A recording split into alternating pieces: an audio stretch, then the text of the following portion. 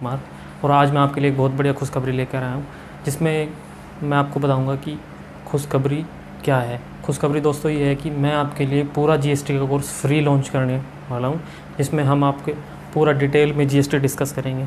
तो दोस्तों इस कोरोना को मद्देनज़र रखते हुए बहुत सारी प्रॉब्लम के स्टूडेंट्स को सुनते हुए मैंने सोचा कि क्यों ना जीएसटी पे लेक्चर बनाया जाए, ताकि स्टूडेंट्स को कुछ तो फाइनेंशियली हेल्प मिल सके। तो दोस्तों इसमें करना क्या है, आपको क्या है, सिलेबस के एंड तक बने रहना है, और साथ ही साथ मेरी वीडियो को लाइक, कमेंट, शेयर और सब्सक्राइब जरूर करना है। और साथ ही साथ दोस्तों के साथ शेयर भी करें, अपने जो और दोस्त हैं जो कि प्रोफेशनल कोर्स कर रहे हैं, जैसे कि CA, CS, CMA। And basically ये जो वीडियो है मेरी, ये वैसे तो CMA के लिए है, जिसमें कि मैं CMA इंटरमीडिएट का सिलेबस कवर करवाऊँगा। तो दोस्तों खुशखबरी जो है बहुत ही अच्छी है। तो दोस्तों उम्मीद करता हूँ कि आप इस वीडियो को एंजॉय करेंगे। तो दोस्तों चलिए वीडियो का स्टार्ट करते हैं। दोस्तों वीडियो में हम बात करेंगे सबसे पहले हिस्ट्री ऑफ जीएसटी के बारे में।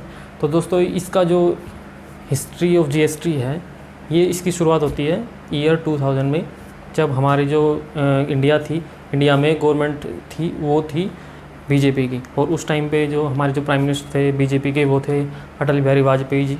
तो उन्होंने जो है दूसरे कंट्रीज़ के साथ कंपैरिजन किया, अपने जो एग्जिस्टिंग जो वैट था, CST था, और जो इनडायरेक्ट टैक्सेस थे, उनको कंपैरिजन किया बाहर की कंट्रियों से।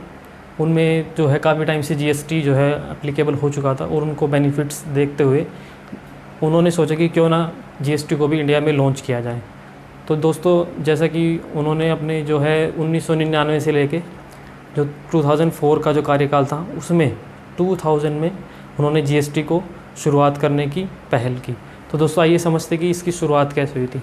तो दोस्तों ईयर 2000 में PM जो हमारे जो रिस्पेक्टेड जो प्राइम मिनिस्टर थे अटल बिहारी वाजपेयी जी, उन्होंने एक सेटअप की empowered committee to draft GST law. उसमें दिखाया गया कि जो सभी जो लॉज हैं वैट के, CST के, हर स्टेट्स के और सेंटर के स्टेक को मद्देनज़र रखते हुए उनके जो है कोई भी उनका जो राइट है वो और इंटरेस्ट है वो प्रिवेल होना चाहिए, उसके लिए एक इसको ड्राफ्ट तैयार किया गया। तो दोस्तों उसके बाद क्या है, 2004 में एक टास्क फोर्स जो है वो कंक्लूड की गई जीएसटी को एक इम्प्लीमेंट करने के लिए, एक नया स्ट्रक्चर जो है तैयार करने के लिए इंडिया में। तो दोस्तों उसके बाद क्या है कि 2006 में फाइनेंस मिनिस्टर ने जीएसटी को प्रपोज़ किया, और क्या है कि इसको इंट्रोड्यूस किया गया 1 अप्रैल 2010 में, कि भाई हम जो है जीएसटी को लाने के बारे में सोच रहे हैं, और उसका ये प्रोविज़न है, और उसके ये बेनिफिट्स हैं, और ये इसके लॉसेस हैं। तो दोस्तों उसके बाद क्या हुआ कि उसके बाद 2007 में क्या होगा कि CST को फेस आउट कर दिया गया धीरे धीरे, उसके जो है रेट्स को जो है डिक्रीज़ कर दिया गया 4 to 3%।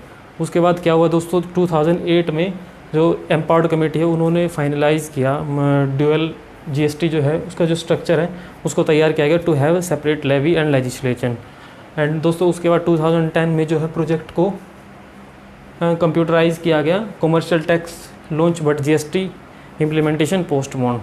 तो दोस्तों इस पे जो है गौर करने वाली बात यह है कि जो 2000 से 2010 तक आते आते जो जीएसटी को जो है लटका दिया गया, क्योंकि जो 2000 से लेके 1999 से लेके 2004 तक जो है अटल बिहारी वाजपेयी जी की सरकार थी। उसके बाद क्या हुआ कि उसके बाद क्या 2004 के बाद जो है कांग्रेस जो है रूलिंग पार्टी थी जो कि इंडिया में, उन्होंने क्या है कि जीएसटी को लटका दिया।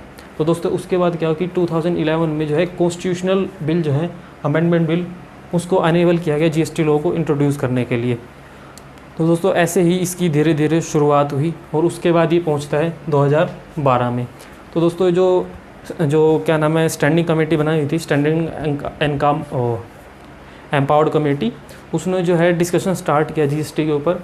बट जो ये है कि इसको जो है अच्छी तरीके से इम्प्लीमेंट नहीं कर पाए, लेकिन इसको फिर भी कैसे ना कैसे करके 279 क्लोज के बी के तहत इसको है जो है थोड़ा सा फ्लो दिया गया। उसके बाद दोस्तों 2013 में स्टैंडिंग कमेटी ने जो है एक रिपोर्ट तैयार की जीएसटी पे, एक कंप्लीट रिपोर्ट। और जो है उसके बाद क्या गया 2014 में जीएसटी बिल को जो है री इंट्रोड्यूस किया गया पार्लियामेंट में, जो है फाइनेंस मिनिस्टर के द्वारा 2014 में। 2014 में क्या हुआ दोस्तों कि फिर से जो है हमारे जो इंडिया में है बीजेपी की सरकार जो है आ चुकी थी, जिसके जो प्रधानमंत्री है वो हमारे थे मिस्टर नरेंद्र मोदी जी। उसके बाद क्या हुआ कि 2015 में जो जीएसटी बिल है उसको लोकसभा में तो क्या है पास करा लिया गया, बट जो है राज्यसभा में उसको लटका दिया गया। तो दोस्तों ये थी कुछ बातें जो हैं जीएसटी से जुड़ी हुई। उसके बाद क्या किया गया कि दोस्तों जीएसटी को जो है लाइव जीएसटीएन को तो मतलब काम पे लगा दिया गया था कि उसके बाद 2016 में जब जो है दोनों जारी थी पास करने राज्यसभा भी और लोकसभा भी। तो दोस्तों उसके बाद क्या हुआ कि 2016 में एक जो अमेंडेड जो मॉडल जीएसटी है उसको पास कर दिया दोनों ने, राज्यसभा ने भी और लोकसभा ने भी। उसके बाद क्या हुआ दोस्तों, उसके बाद 4 सप्लीमेंट्री जीएसटी आए। पहला आईजीएसटी, सीजीएसटी, एसजीएसटी और यूटीजीएसटी को लाया गया।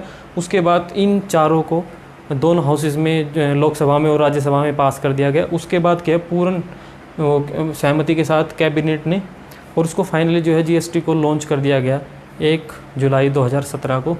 तो दोस्तों ऐसा ही है। उसके बाद क्या है कि राज्यसभा ने पास कर दिया गया supplementary GST bill and finally GST 2 implemented on 1 जुलाई 2017।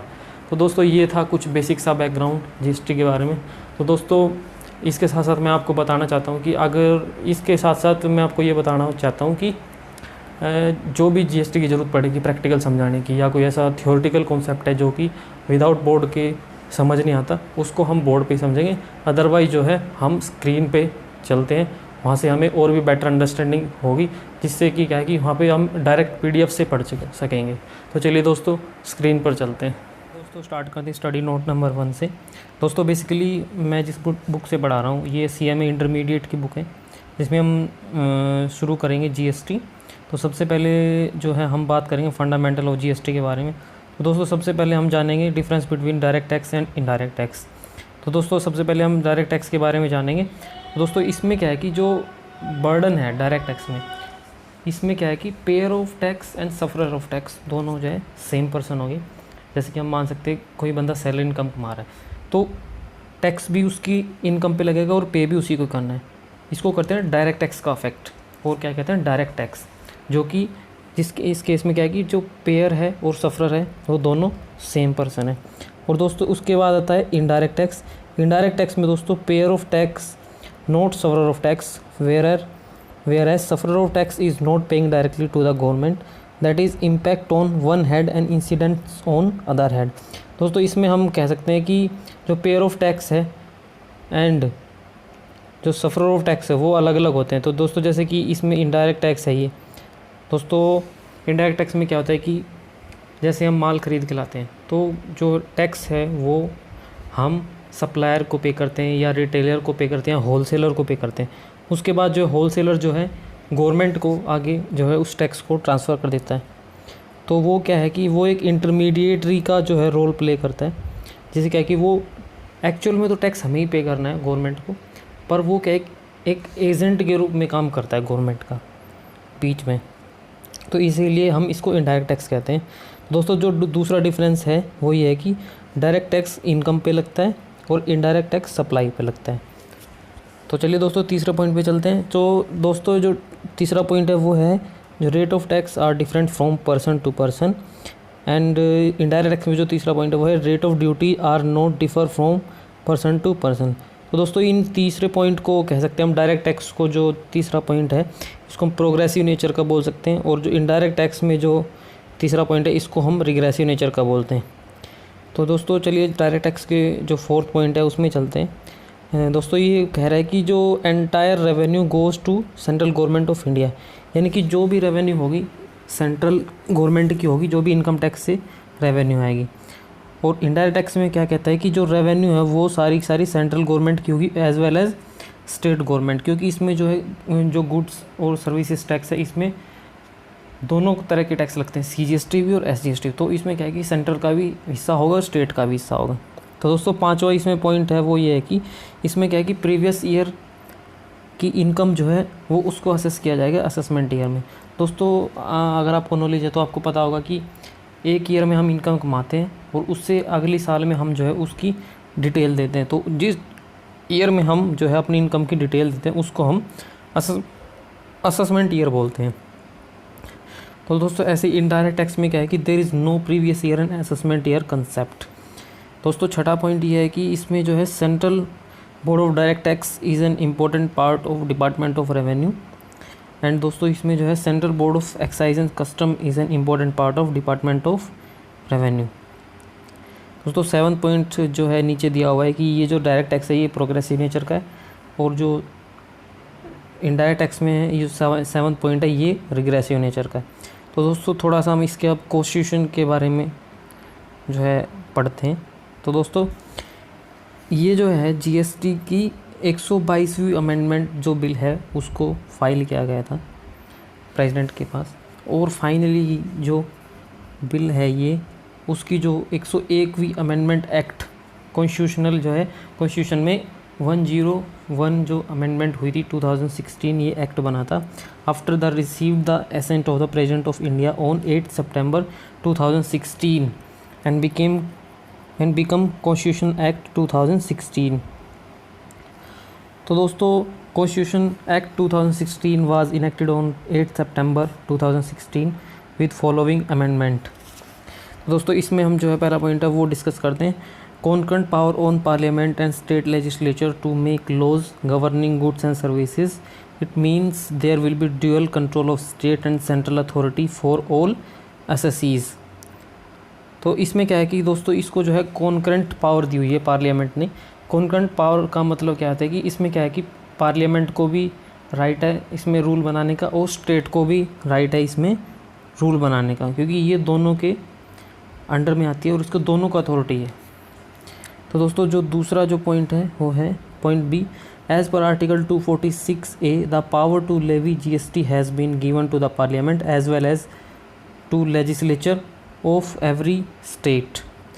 तो दोस्तों जो आर्टिकल 246A है इसके थ्रू जो है GST को जो है इंट्रोड्यूस किया गया कॉन्स्टिट्यूशन में। जो एक न्यू आर्टिकल है 246A इसको इंसर्ट किया गया कॉन्स्टिट्यूशन ऑफ इंडिया में, और उसके थ्रू जो है GST को इंडिया में लाया गया। तो दोस्तों जो GST है वो 4 तरीके का है। Central goods and services tax and integrated goods and services tax and state goods and services tax and union territory of goods and services tax. दोस्तों ये 4 तरीके के टैक्स लगते हैं हमारे इंडिया में रिसेंटली। एंड दोस्तों तीसरा पॉइंट है C. IGST will be apportion between centre and state in the manner provided by parliament by law as per the recommendation of the GST council. दोस्तों ये बेसिकली ये बात कर रहे थे 269A के बारे में। दोस्तों ये कह रहा है कि जो IGST को है वो 2 जो है पार्ट में डिवाइड किया जाएगा, सेंटर में और स्टेट में। तो दोस्तों इसको रिकमेंड किया गया है GST काउंसिल ने। तो दोस्तों चौथे पॉइंट पे चलते हैं। तो जो GST will be levied on all supply of goods and services except alcoholic liquor for human consumption. तो दोस्तों जैसा कि आज भी ये बना हुआ है रूल की जो GST है वो सिर्फ बाकी सभी सप्लाई पे लगेगा, supply of goods and services पे, सिर्फ alcoholic liquor for human consumption को छोड़ के। The explanation of article 269A of Constitution of India provide that the import of goods or services will be deemed as supply of goods or both in the course of interstate trade or commerce. In case import of goods, IGST will be levied along with the basic custom duty. It means IGST is levied in replacement of CVD plus special CVD. In case of import of service, only IGST will be levied. तो दोस्तों इसमें क्या कहा है कि अगर मान लो आप किसी फॉरेन कंट्री से जो है इंपोर्ट करते हैं गुड्स को, तो दोस्तों आपको जो है कस्टम ड्यूटी के साथ साथ आपको IGST भी पे करना पड़ेगा। IGST in the form of CVD यानी कि काउंटरवेलिंग ड्यूटी और स्पेशल काउंटरवेलिंग ड्यूटी, इन दोनों को मिला के IGST का जो है फॉर्म दे दिया गया है। और दोस्तों साथ ही साथ अगर हम मान लो इंपोर्ट ऑफ सर्विस करेंगे तो उसके ऊपर भी IGST लगेगा। तो दोस्तों जो पांचवा हमारा पॉइंट है वो है principle of determining the place of supply and when a supply takes place in the course of interstate trade और commerce shall be decided by the parliament. तो दोस्तों इसको एक बार फिर से रीड करते हैं। Principle for determining the place of supply and when a supply takes place in the course of interstate trade और commerce shall be decided by the parliament. तो दोस्तों इसमें क्या करें कि पार्लियामेंट डिसाइड करेगी प्लेस ऑफ सप्लाई के behalf पे और जो है इंटर स्टेट ट्रेड और कोर्स के बिहाफ पे कि जो है एक्चुअल में जो है गुड्स की जो प्लेस ऑफ सप्लाई के हिसाब से कि क्या लगेगा, CGST SGST लगेगा या फिर IGST लगेगा। दोस्तों इसके बाद चलते हैं हम इसके छठे पॉइंट पे। The power to levy central excise duty on goods manufacture produce in India is available in respect of the following product. दोस्तों कुछ प्रोडक्ट ऐसे भी हैं जिस पे आज भी जो है सेंट्रल एक्साइज ड्यूटी लगती है, जो कि जो गुड्स हैं वो प्रोड्यूस और मैन्युफैक्चर किए जाते हैं इंडिया में। जो पहला जो प्रोडक्ट है वो है पेट्रोलियम, दूसरा है हाई स्पीड डीजल एंड तीसरा है मोटर स्पिरिट जिसको हम पेट्रोल भी कहते हैं, और चौथा है नेचुरल गैस, और पांचवा है एविएशन टर्बाइन फ्यूल, एंड जो छठा है वो है तंबाकू एंड तंबाकू प्रोडक्ट। और दोस्तों एक इसमें बहुत ध्यान रखने वाली बात है कि however once GST imposed there will be no duty on manufacture of these goods. अगर एक बार आपने GST को जो है इम्पोज कर दिया उसके बाद जो है आप उसको हटा नहीं सकते, क्योंकि कहते हैं कि वंस एप्लीकेबल ऑलवेज एप्लीकेबल। तो दोस्तों ये जो पावर्स हैं, इन जो अबाव जो पॉइंट दिए गए हैं इस पे GST लगाने की ये जो पावर्स हैं ये स्टेट्स के पास हैं, ठीक है। तो इसको बताते हैं। The power to impose tax on sale of the following product is still provided to the state government. जैसे कि आप देख सकते हैं petroleum crude, high speed diesel, motor spirit commonly known as petrol, natural gas, aviation turbine fuel, alcoholic liquor for human consumption. तो चलिए दोस्तों आगे बढ़ते हैं। However once GST council is recommended the date from which GST is imposed on these product except alcoholic liquor for human consumption and no sale tax will be imposed on these product। तो दोस्तों जैसे कि आप देख सकते हैं कि इस पे आज भी जो है वैट लगता है पेट्रोल पे, इस पे जितने भी आपने ऊपर जो पढ़े हैं दोस्तों ये देख सकते हैं आप ऊपर, क्योंकि GST में अभी कवर नहीं हुआ है। तो दोस्तों चलते हैं नेक्स्ट की ओर। एज पर definition given in article 366 clause 12A GST cover all the goods except alcoholic liquor for human consumption. It means no GST can be levied on alcoholic liquor for human consumption। दोस्तों इसमें कह रहा है कि GST जो है सभी goods को कवर करती है छोड़ के alcoholic liquor for human consumption को। कहने का मतलब ये है कि alcoholic liquor for human consumption पे हम GST को नहीं लगा सकते। Present system of state excise duty and sale tax on alcoholic liquor for human consumption will continue. तो हाल फिलहाल क्या है कि यही सिस्टम चला हुआ है कि alcoholic liquor for human consumption पे क्या है कि सिर्फ सेल टैक्स ही लगता है। तो चलिए दोस्तों आगे बढ़ते हैं। As a result the following bills become an act on 12 April 2016।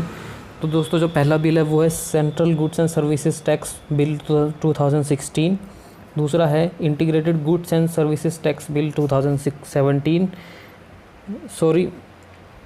जो पहला है वो है central goods and services tax bill 2017, और जो दूसरा है वो है integrated goods and services tax bill 2017। जो तीसरा है वो है union territory goods and services tax bill 2017, and चौथा जो है गुड्स एंड सर्विसेज टैक्स जो ये दोस्तों एक कंपनसेशन टू स्टेट्स हैं bill 2017। The central government notify 1 July 2017 as the date from which the much awaited indirect tax reform in India goods and services tax will be implemented. Accordingly, goods and services tax has been implemented in India with effect from 1 July 2017। तो दोस्तों आपने समझा कि इसको क्या है कि GST को 1 जुलाई 2017 को इम्प्लीमेंट कर दिया गया था। ये एक बहुत बड़ा एक इनडायरेक्ट टैक्स रिफॉर्म था इंडिया में। एंड दोस्तों उसके बाद हम आगे चलते हैं। उसके बाद हम समझते हैं कि GST, व्हाट इज GST। दोस्तों बहुत ही सिंपल है, चलिए दोस्तों रीड करते हैं। Goods and services tax means a tax on supply of goods और सर्विसेज और both, except tax on supply of alcoholic liquor for human consumption. ये दोस्तों article 366 clause 12A of constitution of India में दिया हुआ है कि जो गुड्स और सर्विसेज ऑफ टैक्स है वो सिर्फ supply of goods and services पे लगेगा, except tax on supply of alcoholic liquor for human consumption. तो दोस्तों दूसरा पॉइंट जो है वो ये है कि GST is a value added tax levy on sale और सर्विस और बोथ। दोस्तों जीएसटी क्या है, जैसे कि आप जानते हैं कि वैट भी जो है वैल्यू एडिशन पे लगता था, ऐसे ही जीएसटी भी जो है वैल्यू एडिशन पे लगेगा। तो दोस्तों इसके साथ साथ मैं आपको प्रैक्टिकल समझा देता हूँ कि जैसे मान लो आप 100 रुपये की कोई चीज़ खरीद के लेके आए और उस पर आप 110 रुपये की बेच रहे हैं, तो उस पर आप पहले भी जीएसटी पे करके आए होंगे। मान लो 100 रुपये पे आप 2 रुपये जो है जीएसटी पे करके आए और अब आप 10 रुपये का बेनिफिट ले रहे हैं, यानी कि 112 रुपये की आप उसको बेच रहे हैं। तो दोस्तों जो जीएसटी है वो सिर्फ 10 रुपये पे जो है 110 रुपये पे कैलकुलेट किया जाएगा, ना कि 112 रुपये पे। तो क्योंकि टैक्स ऑन टैक्स नहीं होना चाहिए, ये जो है इसी वजह से इसको जो है जीएसटी को लाया गया, क्योंकि वैट में जो है कास्केडिंग अफेक्ट होता था, यानी कि टैक्स ऑन टैक्स। जीएसटी, चलिए दोस्तों आगे चलते हैं। GST is a destination based consumption tax, यानी कि जीएसटी जो है वहीं पे उसी जो है प्लेस ऑफ ओरिजिन पे अराइज होगा जहाँ पे जो है जीएसटी को जो गुड्स है उसको कंज्यूम किया जाएगा, गुड्स एंड सर्विसेज को। तो दोस्तों आगे चलते हैं। GST offer comprehensive and continuous chain of tax credit, यानी कि इससे क्या है कि हम जो है एक कंटिन्यूसली जो चेन बना सकते हैं कि जो टैक्स क्रेडिट है उसको पास ऑन कर सकते हैं। GST where burden borne by final consumer. तो दोस्तों जैसा कि आपको पता ही है, इनडायरेक्ट टैक्स में एक चेन होती है, wholesaler, raw material supplier to manufacturer, manufacturer to wholesaler, wholesaler to retailer, and finally जो है कंज्यूमर के पास जो है गुड्स पहुंचती है। तो फाइनली जो है जो टैक्स का बर्डन है वो फाइनल कंज्यूमर को ही बोन करना पड़ता है। तो दोस्तों नेक्स्ट पॉइंट जो है GST eliminate cascading effect of tax. तो दोस्तों ये क्या होता है कि इसमें क्या है कि हम जो है क्लियरली देख सकते हैं कि इतना जो है गुड्स की वैल्यू या सर्विसेज की वैल्यू और इतना इसके ऊपर टैक्स है। तो इससे क्या है कि हमें आसानी हो जाती है जीएसटी को भी समझने में, और इससे क्या होता है कि जो डबल इफेक्ट है, यानी कि टैक्स ऑन टैक्स है, इसे हम कह सकते हैं कास्केडिंग इफेक्ट, वो भी होने से बच जाता है। तो दोस्तों जो नेक्स्ट जो पॉइंट है वो है GST brings uniform tax structure all over India, यानी कि पहले जो है हम देखते थे कि इनडायरेक्ट टैक्स में जैसे कि बहुत सारे टैक्स लगते थे, जैसे कि VAT, CST and service tax and excise duty, बहुत सारे टैक्स लगते थे। लेकिन अब जो है सिर्फ एक ही तरीका का टैक्स लगता है, जो है जीएसटी। तो दोस्तों चलिए इसके एडवांटेज के बारे में समझते हैं कि इस जीएसटी के एडवांटेज क्या है। तो सबसे पहली जो एडवांटेज है वो है वन नेशन वन टैक्स, यानी कि वन नेशन वन टैक्स, यानी कि एक ही जीएसटी है ऑल ओवर इंडिया में इनडायरेक्ट टैक्स के उस फॉर्म में जो कि लगता है। सिर्फ जो 5-6 जो गुड्स हैं और सर्विसेज जो कि आपने ऊपर देखी थी उसको छोड़ के उन पे जो है अभी भी वैट ही लगता है, जो जीएसटी में अभी कवर नहीं हुए हैं। तो दोस्तों जो दूसरा पॉइंट है उसमें क्या है बताया कि removal of bundled indirect tax such as VAT, CST, service tax, CAD and SAD and excise. तो दोस्तों इतने सारे आप देख रहे हैं कि इतने सारे जो हैं पहले टैक्सेस लगते थे, अब इन सबको मिला के एक ही बना दिया गया जिसका नाम है गुड्स एंड सर्विसेज टैक्स। तो दोस्तों तीसरे पॉइंट पे चलते हैं, removal of cascading effect of tax. जैसे कि दोस्तों मैंने बताया कि इससे क्या है कि टैक्स ऑन टैक्स नहीं होता, ठीक है, इसको क्या है कि एलिमिनेट कर देता है जो ये कास्केडिंग इफेक्ट है इसको। तो चौथा जो पॉइंट है वो है कि increase ease of doing business. इसमें क्या है कि हमें जो है बिज़नेस करने में भी जो है आसानी होती है जीएसटी से। दोस्तों जो पांचवा पॉइंट है वो है कि लोअर कॉस्ट ऑफ प्रोडक्शन, हमारी जो कॉस्ट है प्रोडक्शन की वो भी कम आती है, डिमांड भी बढ़ती है। Increase demand will lead to increase supply, जैसे जैसे डिमांड बढ़ेगी उसके हिसाब से भी सप्लाई बढ़ेगी। Hence this will ultimately lead to rise in the production of goods, जिससे क्या है कि अल्टीमेटली जो प्रोडक्शन है गुड्स का वो भी बढ़ेगा। Resultantly boost to make in India initiative, जैसे क्या कि हमारे जो इंडिया में वो नेक्स्ट लेवल के इनिशिएटिव होंगे और हमारा जो इंडिया है वो फॉरवर्ड होगा। जो नेक्स्ट पॉइंट है दोस्तों वो है it will boost export and manufacturing activity, generate more employment and thus increase GDP with gainful employment leading to substantive economic growth. दोस्तों इससे क्या है कि एक्सपोर्ट भी बूस्ट होगा और मैन्युफैक्चरिंग एक्टिविटी भी होगी, तो इससे क्या है कि ज़्यादा से ज़्यादा जो एम्प्लॉयमेंट है वो भी जनरेट होगा और हमारे जो जीडीपी है जो शेयर है उसमें भी जो है इंक्रीमेंट होगा, और जो हमारा जो एम्प्लॉयमेंट है उससे भी ये बहुत ही कारगर साबित होता है। तो दोस्तों चलिए चलते हैं नेक्स्ट जो हमारे जो पॉइंट है उसकी तरफ। दोस्तों इसमें हम करेंगे बात need for GST in India के बारे में, कि इंडिया में जीएसटी की ज़रूरत क्यों पड़ी। दोस्तों ये है GST is a cure for ill of existing indirect tax, यानी कि जीएसटी एक दवा है हमारे बीमार इनडायरेक्ट टैक्स सिस्टम को सुधारने के लिए। ये जो स्टेटमेंट है ये दी हुई है, the given statement is true. Cascading effect of tax is one of the vital cause to cause ill existing indirect tax. It means a tax that is levied on a good at each stage of the production process up to the point of being sold to the final consumer. It is also known as tax on tax. तो दोस्तों जैसा कि मैंने आपको पहले बताया कि जब हमारा जो पुराना सिस्टम था वेट का, सर्विस टैक्स का और जीएसटी का, उसमें क्या था कि टैक्स के ऊपर टैक्स लगता था, जो कि अब जीएसटी में पॉसिबल नहीं है। तो दोस्तों इसी वजह से जो है जीएसटी को जो है इंडिया में लाया गया। दोस्तों नेक्स्ट पॉइंट जो है, one of the fundamental feature of GST is the seamless flow of input credit across the chain from the manufacture of goods till it is consume and across the country. दोस्तों उसको एक बार दोबारा read करते हैं। One of the fundamental feature of the GST is a seamless input credit, यानी कि आप all over India में अगर वो गुड्स एक जगह चल के अलग अलग स्टेट्स में वो घूम रही है, बार बार खरीदी जा रही है, बेची जा रही है, तो हर बार जो है उसका जो क्रेडिट है हर जो सप्लायर है और बायर है वो ले सकता है from the goods till it consume, यानी कि जब से वो मैन्युफैक्चर हो रही है और जब तक वो कंज्यूम नहीं हो जाती, एंड अक्रॉस द कंट्री। तो दोस्तों इस एग्जाम्पल के बेस पे हम समझते हैं कि कैसे जो है टैक्स ऑन टैक्स लगता है। दोस्तों एग्जाम्पल में देख सकते हैं कि service tax and VAT on restaurant bill. दोस्तों इसमें दिया गया टोटल फूड बिल जो है 1000 रुपये दिया हुआ है, और जो सर्विस चार्ज है एट द रेट ऑफ 10%, ये आप देख सकते हैं कि 100 रुपीज़ इसके ऊपर सर्विस चार्ज लग गया, टोटल हो गया 1100, और इसके ऊपर जो है 14.5% जो है इसके ऊपर वैट चार्ज कर लिया गया 1100 पे। इसका जो अमाउंट हो गया वो हो गया 159.50। तो जो टोटल बिल हो गया बिफोर सर्विस टैक्स वो हो गया 1259.50। उसके बाद जो है 14% हमने सर्विस टैक्स लगाया 1100 पर, यानी कि 61.60। उसके बाद 0.5% जो है स्वच्छ भारत सेस लगा, और कृषि कल्याण लगा 0.5%, तो यानी कि 2.20।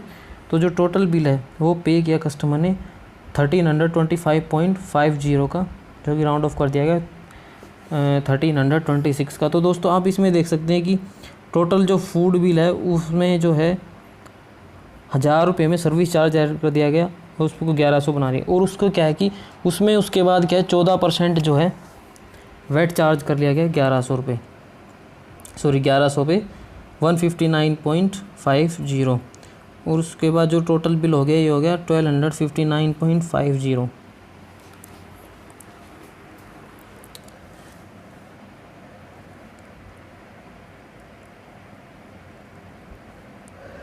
इसके बाद देख रहे दोस्तों कि इसमें सर्विस टैक्स लग रहा है 1100 पे।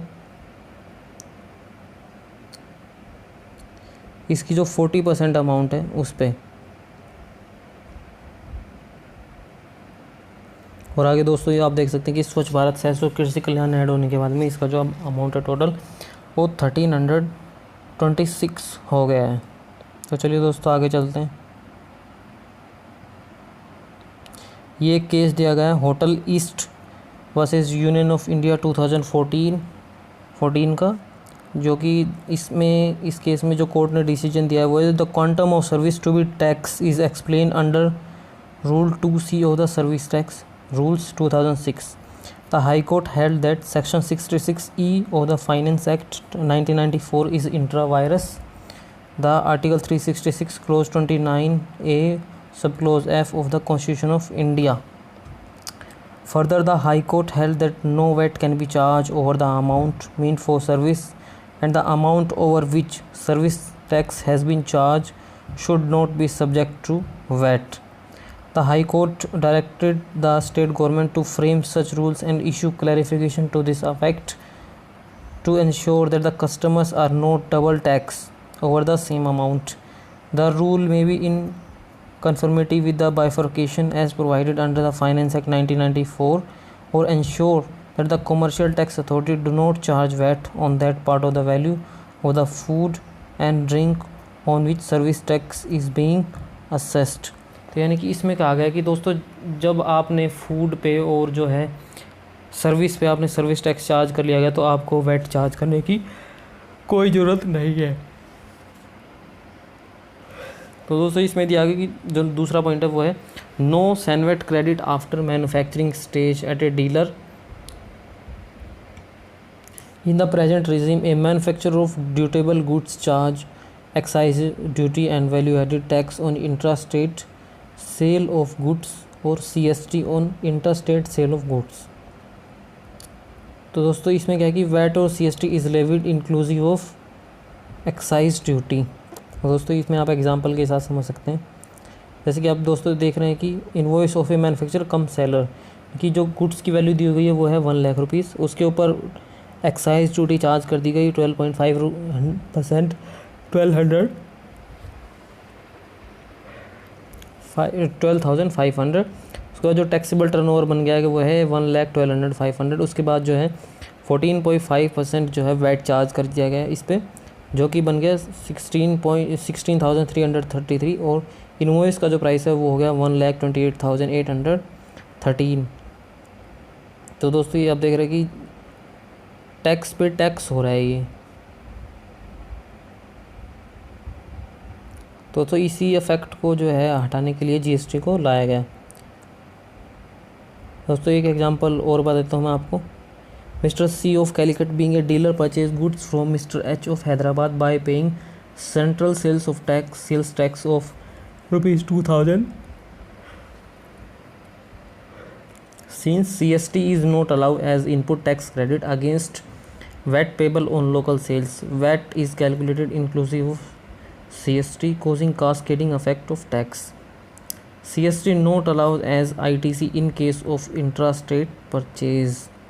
दोस्तों जैसा कि आप देख सकते हैं कि हमने जो है एक जो इनवॉइस है उस पे जो है 2,500 जो है GST पे किया हुआ है, और साथ ही साथ हम जो है हमने जो सेल किया उस पे जो है हमने 2,500 जो है सर्विस जो वैट है वो चार्ज किया, और लेकिन हम जो इस माल पे जो है CST पे करके आए हैं 2,000 रुपीज़, लेकिन दोस्तों हम जो है वैट से CST को सेट ऑफ नहीं कर सकते, तो हमारी जो नेट लायबिलिटी है वो 2,500 ही बनेगी।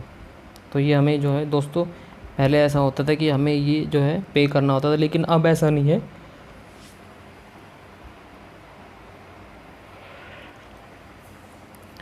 तो दोस्तों चलते हैं नेक्स्ट जो पॉइंट है उसकी तरफ।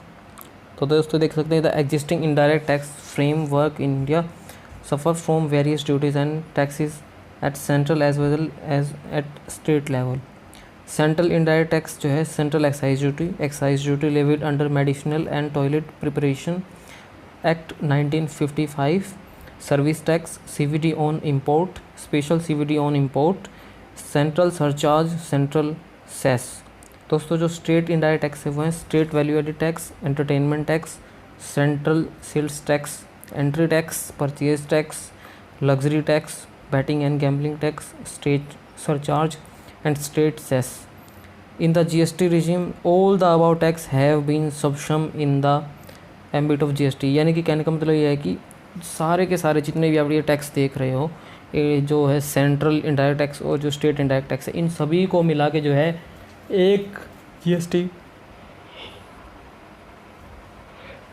एक फॉर्म जो है दिया हुआ है वो है GST। यानी कि अब आपको इतने सारे जो टैक्स है वो पे करने की ज़रूरत नहीं है, इसको क्या है इनको सारे को मिला के एक बना दिया गया है जिसका नाम है गुड्स एंड सर्विसेज टैक्स। दोस्तों 5th पॉइंट जो है non availment of seamless ITC, यानी कि दोस्तों VAT dealer were not able to take credit of excise duty charge by the manufacturer. यानी कि दोस्तों जो रॉ मटेरियल ख़रीद के लेके आया है और उसके ऊपर जो उसने एक्साइज ड्यूटी पे किया, तो उसमें जो मैन्युफैक्चरर है वो जो है वैट यानी कि जो वैट डीलर है वो एक्साइज ड्यूटी का क्रेडिट नहीं ले सकता था। Duties paid under excise law were subsumed into cost beyond the manufacturing level. Like excise duty, VAT dealers were not able to take credit of service tax charged by the service provider on various input services. दोस्तों उसके बाद है since GST is A destination based consumption tax, revenue of SGST ordinary accrues the consuming states. दोस्तों इसमें क्या है कि GST क्या है, एक डेस्टिनेशन बेस्ड कंजप्शन टैक्स है, यानी कि इसका कहने का मतलब है कि जिस स्टेट में कंजप्शन होगा गुड्स का, उसकी जो रेवेन्यू है वो उस GST की जो रेवेन्यू है वो उसी स्टेट को जाएगी।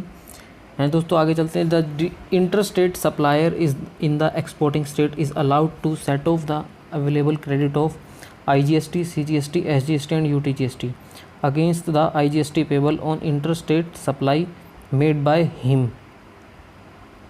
दोस्तों एक उसको दोबारा रीड कर, the inter state supplier in the exporting state is allowed to set off the available credit of IGST, CGST and SGST and UTGST against the IGST payable. यानी कि दोस्तों कह रहा है कि जो IGST से हम जो इन चारों को सेटअप कर सकते हैं, IGST से IGST को, IGST से CGST को और IGST से SGST को और IGST से हम UTGST को भी सेट ऑफ कर सकते हैं against the IGST payable on inter state supply made by him. तो दोस्तों जो 6th पॉइंट है वो ये है, tedious process of issuance and collection of CST form and losses suffered due to them. तो दोस्तों to avoid cascading effect of CST and to avail concession of और exemption various form like C form, F form, H form etcetera.